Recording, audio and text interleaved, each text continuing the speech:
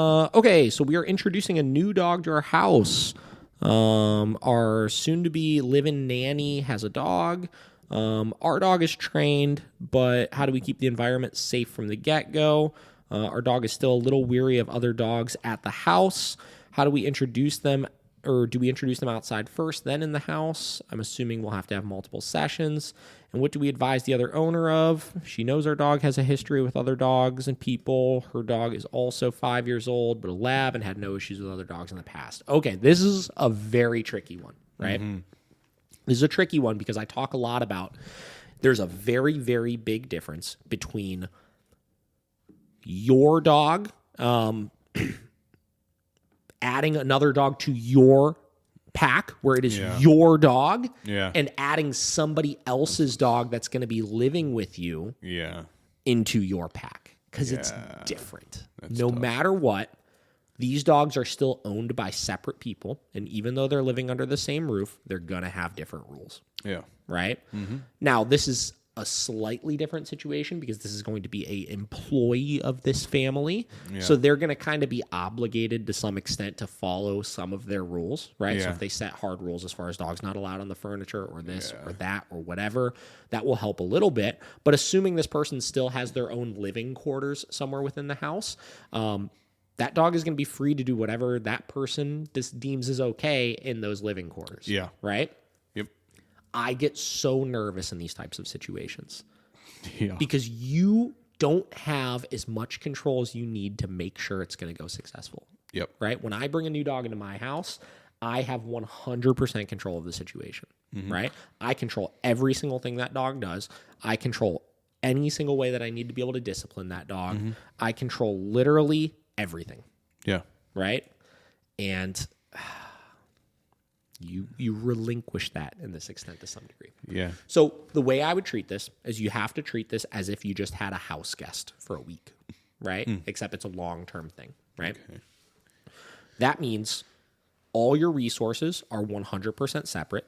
Mm-hmm. Food, toys, affection. If these dogs are together, there literally cannot be any food out. There literally cannot be any toys out. And there literally cannot be any affection shared amongst the dogs because it's going to take them quite a while to develop a relationship with each other. Right?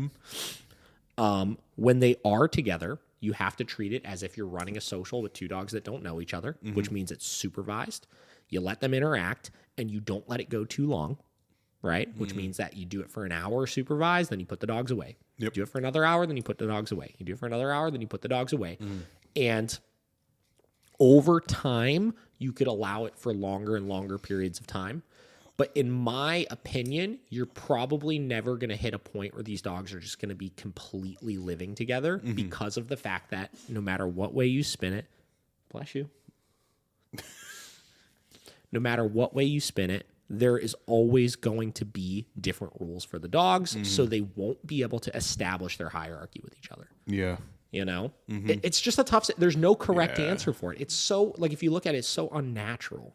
You know? It really is, yeah. It's so unnatural. It's like dogs that come and board with us, you know? Like, no matter what we do, we could socialize those dogs properly, right? But we can't have them just together free for all the time. They're not living in the same house still. They still have these associations of what they get away with when they're not around these other dogs. And if those rules are not consistent with each other, there can be problems eventually, you know? Yeah.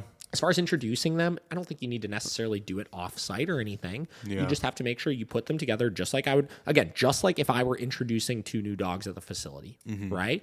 I would have an open area. No. Ooh. Stop.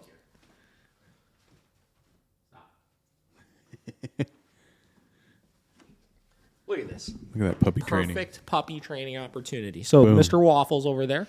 Look at his little sad face now. Oops. So Mr. Waffles, hanging out there, decided he wanted to chew on the little cardboard box right there. Because he's being supervised, I was able to mark with no immediately. Because I've conditioned in that word at this point, immediately he stopped when I said no. He said, oh, shit, I'm not supposed to do that. Yep. But even though he stopped, I still got up and I gave him a little Caesar poke. Caesar poke.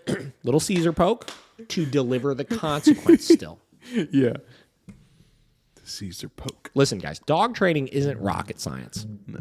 It's just consistency. That's it. That's why he's on a leash all the time. That's why he's back tied. That's why he's learning the ropes of the house. And this is how you create the dog that everybody wants, which is the dog that just knows the rules and doesn't misbehave. Yeah. The training will come later. Boom. Look at that.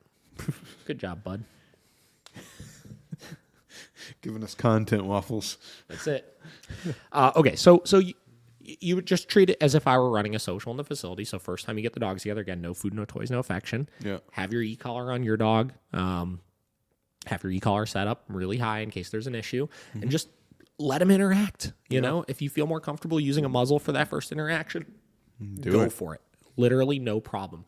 But do everything you can to not intervene. Just let them figure it out. You know what I mean? Like if most people would just take a freaking step back and just let the dogs figure it out, 9 out of 10 times it's going to go okay. Especially if you know the other dog is very social and doesn't have any problems, right? And you need to really, really have a good conversation with yourself and with the other person of what is this going to look like? You know, because it's not going to look like they just live in the same house together. Yeah. And everything's fine and everything's dandy. Right. You got to have that. You got to have that conversation of what is this going to look like? What's our routines going to look like? What's our structure going to look like to make sure there's no problems? Yep. Where are there separate areas going to be?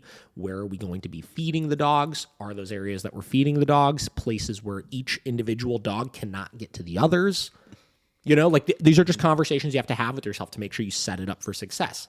But the best thing is having a realistic expectation in your head of this is going to look a little different.